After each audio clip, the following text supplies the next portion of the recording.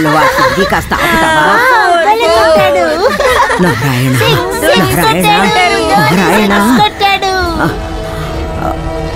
ఏంటిది దేవుడా, నేను వినేదంతా నిజమా? పండుగ వద్దని నిర్ణయించేశావా? విశ్వనాథ్ ఏదో తెలియకుండా వాగుతూ తిరుగుతున్నాడంటే వాడు చెప్పేది విని తలాడిస్తున్నావా మాధవ? అర్థమయ్యేటట్టు నేను చెప్తాను. ఈ సంవత్సరం ఉత్సవాల్ని ఎవ్వరొచ్చి కాలు పట్టుకున్నా సరే మేము ఖచ్చితంగా జరపం. ఒకవేళ ఏదైనా శాపం వస్తుంది అనుకున్నారంటే మనకి కీడు జరగకుండా ఉండడానికి ఏదైనా మూల కూర్చుని ప్రార్థిద్దాం. మరొక విషయం, ఆ పనులన్నీ మేము చూసుకుంటాం. అర్థమైందా? విశ్వనాథ, ఆ దేవుడి పేరే నీకు పెట్టాము, కానీ నువ్వు ఆ అసురుడి గుణం చూపిస్తున్నావు. అది నీకు మంచిది కాదు. అది నువ్వు గుర్తుంచు. అరే, దీనికి బదులుగా సాక్షాత్ భగవంతుడు నాకు శిక్ష విధించినా సరే నేను అంగీకరిస్తాను. మీరు వెళ్ళండి. ఏదో కీడు జరగబోతోందని మనసు చెప్తోంది. నారాయణ నారాయణ నారాయణ,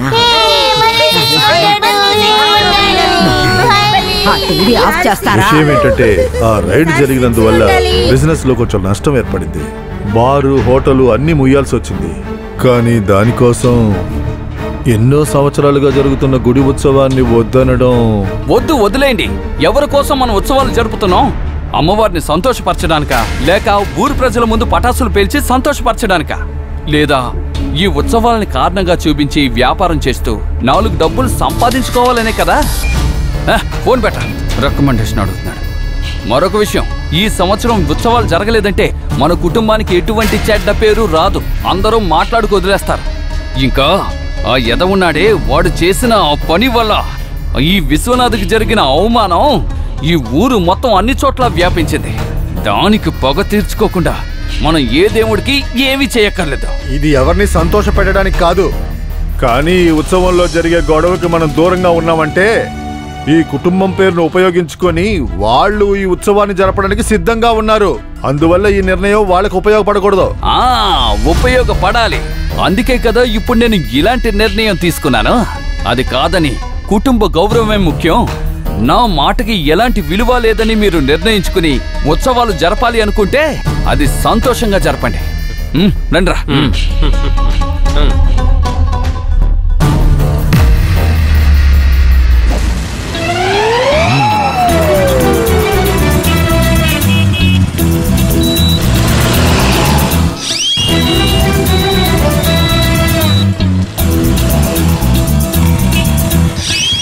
అయ్యో, చంద్రన్ గోవిందన్ గార్ల కారే కదా వెళ్తుంది.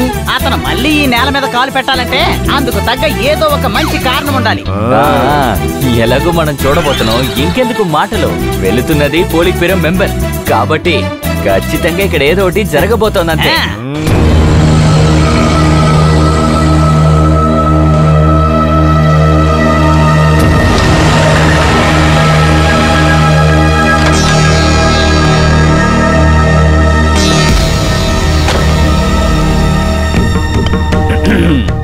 మాధవ, నేను వచ్చాను. గోవిందుని, పడమట వీధి గోవిందుని వచ్చాను.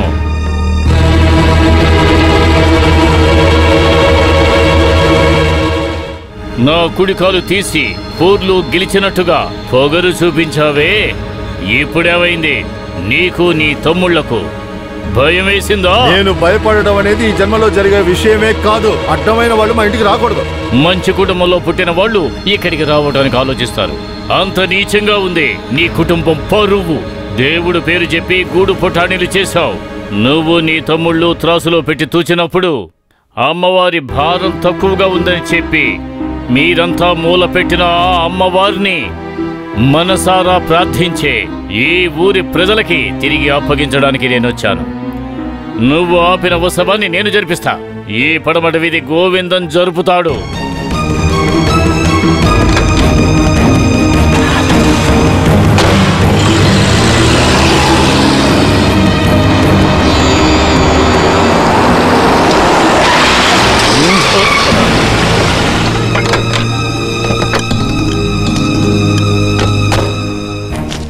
ఎవరు చనిపోతే తిది పెట్టడానికి పిలవడానికి వచ్చారు ఒంటికాలు మావయ్య?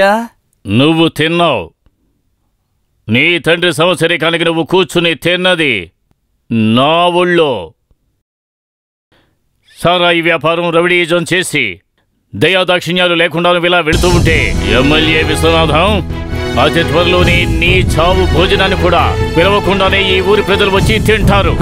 ఆ గుంపులో ఒక ముద్ద అన్నం నేను మీకోసం తీసి ఉంచుతాను. చెప్పేది శ్రద్ధగా వినండి.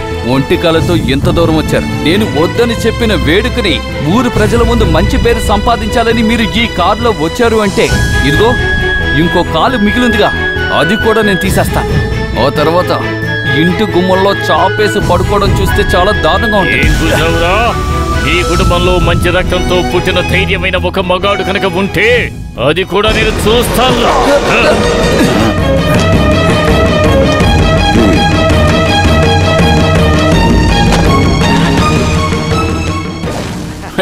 చాలా బాగుంది. ఇప్పుడే మీలోని మగసింహం బయటకొచ్చింది. ఇక మిగిలింది నేను చూసుకుంటాను. కానీ విశ్వనాథం వాడు దేనికైనా తెగించిన వాడయ్యా. విశ్వనాథే కాదు, ఆ విశ్వామిత్రుడే ఈ భూమి మీదకి వచ్చినా ఈ ఉత్సవం మనం చేస్తాం. ఈ పండగ మీ అధికారం, కానీ నాకు ఇది ప్రాయశ్చిత్తం. మా నాన్న మీకు చేసిన ద్రోహానికి ఇది పరిహారం. పోలీస్ స్టేషన్ చంపేస్తాను. యూనియన్ పేరు చెప్పి నన్ను ఊరు నుంచి గెంటేద్దాం అనుకుంటున్నావా? నా మాట వినవే, నా మాట విను. నువ్వు మాట్లాడుకు బామ్మ. ఇలా తప్ప ఏమిటి గొడవ? ఇలా చూడండి అయ్యా, లోడు దించిన కూలి న్యాయంగా ఇచ్చేస్తానని ఇది చెప్పింది. కానీ వీళ్ళకి అది సరిపోదట. వెనక ముందు ఎవరూ లేరని దానికి నోటుకొచ్చినట్టు మాట్లాడతారా? ఏంట్రా అదే సార్. అది ఇది వద్దు గానీ ముందు జరిగింది చెప్పు. నువ్వెందుకు ఇక్కడ పడ్డావు? తను కొట్టింది సార్. అయితే నీకు దక్కాల్సిన కూలి దక్కిందిగా, ఇక వెళ్ళు. అబ్బో హలో ఓసార్లరా, నిన్ను అవమానిస్తే నువ్వు ఎవరైనా కొడతావా? అది మాట్లాడేటప్పుడు తెలుస్తుంది. స్వామి నువ్వేమినాను? స్వామి శరణమయ్యప్ప. శరణం చెప్పనులే, తను ఒకసారి అవమానించమన్నాను. అదేలా సార్? ఆ విషయం తర్వాత చెప్తే చాలు. అవమానించు.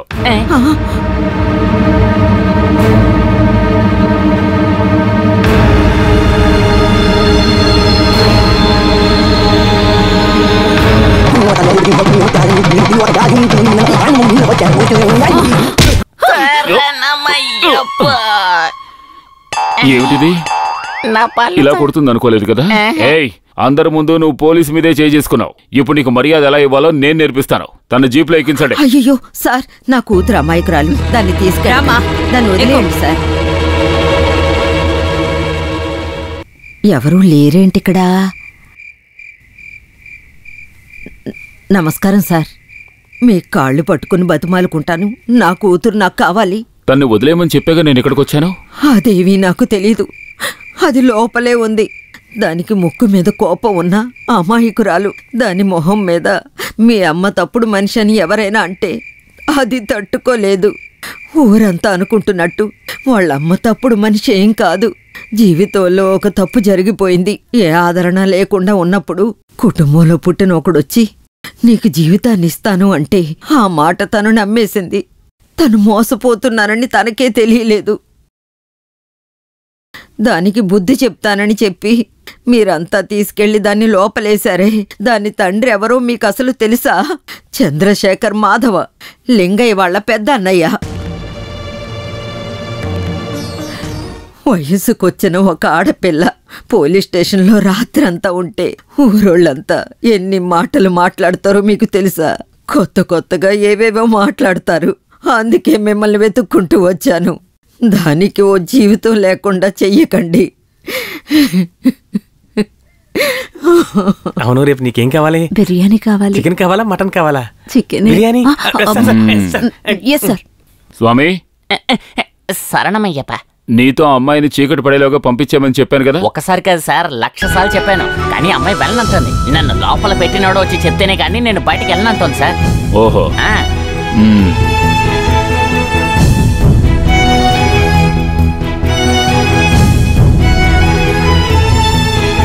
లేచి నుంచో.